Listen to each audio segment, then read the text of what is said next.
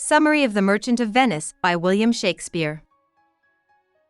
In Venice, Bassanio, a nobleman who is not very wealthy, approaches Antonio, a good friend and wealthy trader, to seek for a loan of money so that he could marry Portia, a wealthy noblewoman. Antonio doesn't have cash on hand because all of his ships are at sea, but he lets Bassanio take as much money as he needs on Antonio's credit. At her nearby country estate, Belmont, Portia complains to her servant Nerissa about her father's will, which says that any man who wants to marry Portia must answer a riddle by picking one of 3 caskets, or boxes, 1 gold, 1 silver, and 1 lead. Only the man who makes the right choice can marry Portia.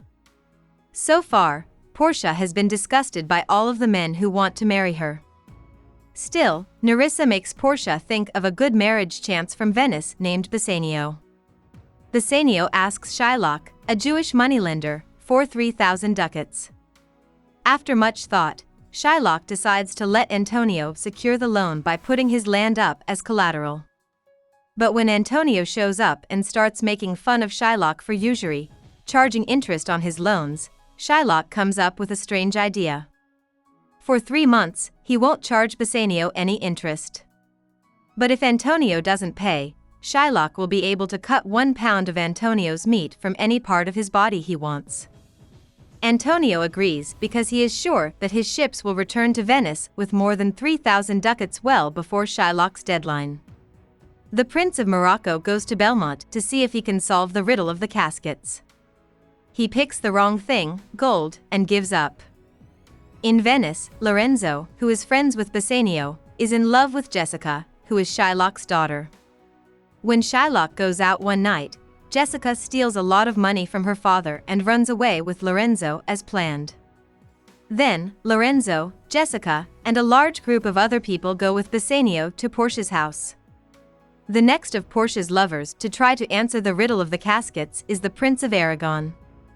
After a lot of thought, he decides on silver, which is the wrong choice. As the Prince of Aragon goes, Bassanio comes with gifts for Portia. After a few weeks, word comes that Antonio's ships have gone missing at sea. Even though Shylock hasn't been able to find Jessica, he takes comfort in the fact that he will get his payback in the form of the pound of flesh Antonio promised him.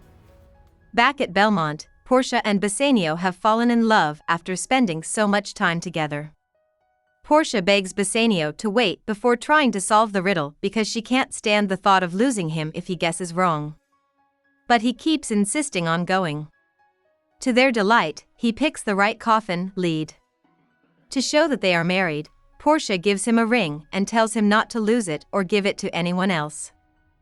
Then, Nerissa and Gratiano, a rude friend of Bassanio's, say that they also want to get married.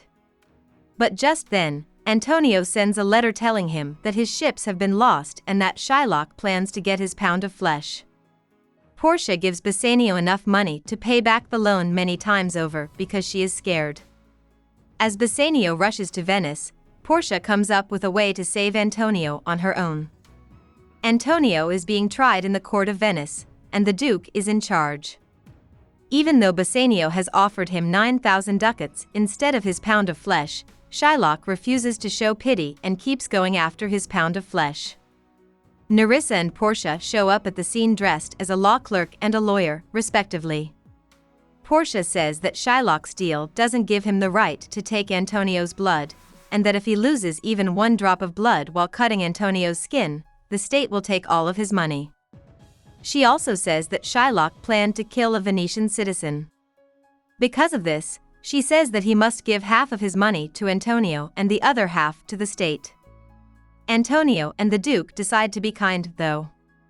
Shylock only has to give half of his money to Antonio, and he has to promise to leave the other half to Jessica and Lorenzo when he dies. Shylock must also change his religion and become a Christian. Shylock is upset, but he agrees. Bassanio, who still thinks Portia is the lawyer Balthazar, tries to give her money as a thank you for making a good decision. She says no and instead asks for the ring he is wearing. Bassanio isn't sure what to do because he promised he would never give it up. But after Antonio pokes him a few times, he gives in. Nerissa also gets the ring that Gratiano gave to her. Back at Belmont, Lorenzo and Jessica are having a perfect evening together. Portia and Nerissa arrive just before dawn, and they are soon followed by Bassanio, Gratiano, and Antonio. The women act like they are upset that their husbands lost their wedding rings. But they end the game quickly and say they were in the court scene. The couples are able to patch things up, and then they hear that Antonio's long-lost ships have made it back to port safely, carrying a lot of money. About the author. Shakespeare is probably the most well-known writer in history, but we still don't know a lot about his life. His father was a glove maker, and when he was young, Shakespeare only went to grade school. He married Anne Hathaway in 1582, but he left his family around 1590 to become an actor and writer in London. Shakespeare was an instant hit. He quickly became the most famous writer of his time and a part owner of the Globe Theatre. In 1603, King James gave his theatre group the name the King's Men. Shakespeare moved to Stratford-upon-Avon in 1613, when he was wealthy and well-known. He died 3 years later. Hope we summarized it fully and you liked it. Please hit the like button and subscribe to our channel so that we are motivated to create more videos.